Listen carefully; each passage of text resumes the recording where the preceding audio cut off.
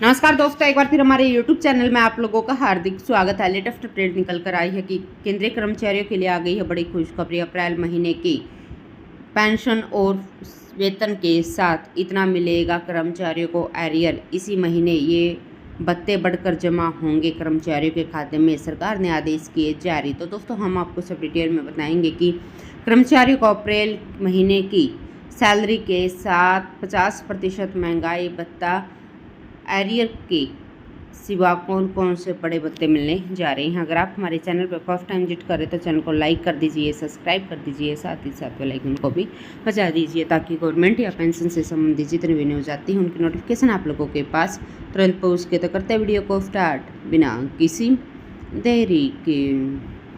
दोस्तों, केंद्र सरकार की तरफ से महंगाई भत्ता 46% से बढ़ाकर 50% कर दिया गया, लेकिन एरियर का भुगतान नहीं किया गया। इसके साथ 50% डीए होने के बाद भत्तों में बढ़ोतरी का भी फायदा नहीं दिया गया। इससे कर्मचारी और पेंशन भोगियों में इंतजार बढ़ गया।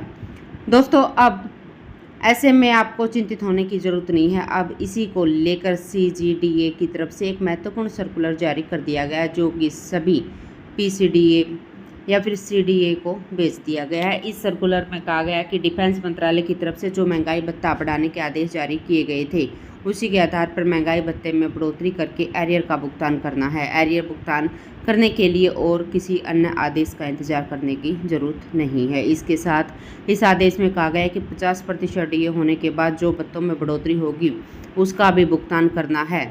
इसके लिए कोई अन्य आदेश नहीं आएगा, उसके लिए आपको इंतजार करने की ज़रूरत नहीं है। कर्मचारियों की पेंशन कर्मचारियों के खाते में डाल दी जाए। इस आदेश में कहा गया है कि पेंशन भोगियों को 3 महीने का एरियर का भुगतान अप्रैल महीने की पेंशन के साथ करना है। जनवरी, फरवरी, मार्च महीने का एरियर अप्रैल महीने की पेंशन के साथ कर देना है। दोस्तों, महंगाई भत्ता 46% से बढ़कर 50% हो गया है, लेकिन अब एरियर का भुगतान नहीं किया गया। ऐसे में पेंशनधारकों को इंतजार है कि एरियर कब मिलेगा। तो यहाँ पर CGDA ने आदेश में कहा कि अप्रैल महीने की पेंशन के साथ एरियर का भुगतान कर देना होगा। अगर किसी पेंशनभोगी की बेसिक पेंशन 16,700 रुपये है तो उनकी पेंशन में 668 रुपये की बढ़ोतरी हुई है। इसी प्रकार उनको 3 महीने का एरियर 2,000 रुपये मिलने वाला है। अगर किसी पेंशनभोगी की बेसिक पेंशन 18,100 रुपये है तो उनकी पेंशन में 724 रुपये की बढ़ोतरी हो जाएगी और इसको लगभग 2,172 रुपये एरियर मिलने वाला है। इसी प्रकार से किसी पेंशनभोगी की अगर बेसिक सैलरी 20,200 रुपये है तो उनकी पेंशन में लगभग 808 रुपये की बढ़ोतरी हुई है और उनको एरियर 2,424 रुपये के बीच में मिलेगा।